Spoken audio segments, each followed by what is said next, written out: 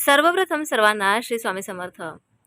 आपण ज्या वेळेला आपल्याला तहान लागते, बाहेरून आलो किंवा घरात असलो तरी पण तहान लागल्यावर एखादा ग्लास पाणी घेतो आणि गटागटा पिऊन जातो.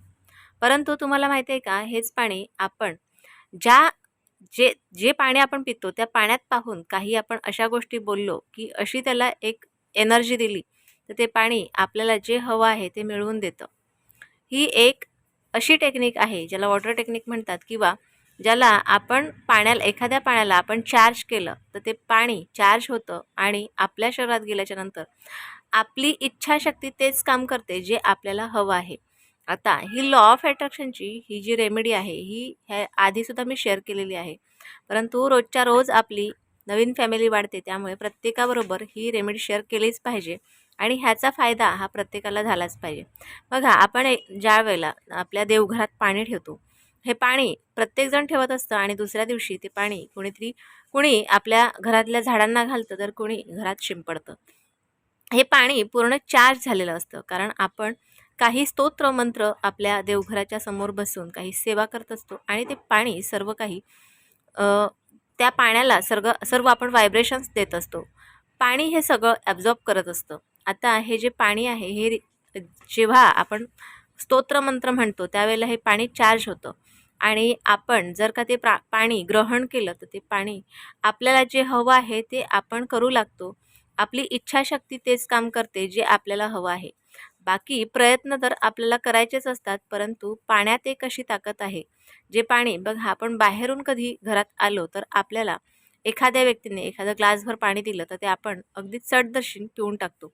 परंतु हे पाणी ज्यावेळेला आपल्याला देतात त्यावेळेला काही क्षण त्या पाण्याकडे पाहायचं आणि ते पाणी पॉझिटिव्ह, म्हणजे जे काही पॉझिटिव्ह आपल्याकडे पॉझिटिव्ह जे काही विचार आहेत ते पॉझिटिव्ह विचार करत आपण ते जे पाणी अगदी काही क्षण पाहिलं आणि त्यानंतर जर पिलं तर ते पाणी आपल्याला जे हवं आहे ते तर करतेच. आपल्या बॉडीला जे पाणी आपण पितो त्याचा आपल्याला फायदा होतोच, परंतु आपण ज्या काही इच्छाशक्ती आहेत त्या पूर्ण करण्यासाठी सुद्धा हे पाणी आपल्याला मदत करत असतं.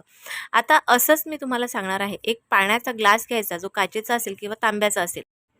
अगदी काही क्षण त्या पाण्याकडे पाहायचं. आता तुम्ही ट्रान्सपरंट ग्लास घेतलं तर उत्तमच, म्हणजे काचेचं, किंवा जर का नसेलच तर तुम्ही एखादा तांब्याचं ग्लास असेल ते घेतलं तरीही चालेल. पाण्याकडे काही क्षण पाहायचं. अगदी पाणी हातात घेऊन किंवा खाली जमिनीवर ठेवून तुम्ही शांत बसून जरी पाण्याकडे पाहिलं तरी चालेल. तुम्हाला रोजच असं पाणी घ्यायचं आहे. काही क्षण त्या पाण्याकडे पाहायचं आहे आणि काही तुमच्या मनातल्या काही इच्छा असतील बघा, ती इच्छा कुठलीही एक असू शकते, दोन असू शकतात, एक नाही अनेक इच्छा असू शकतात.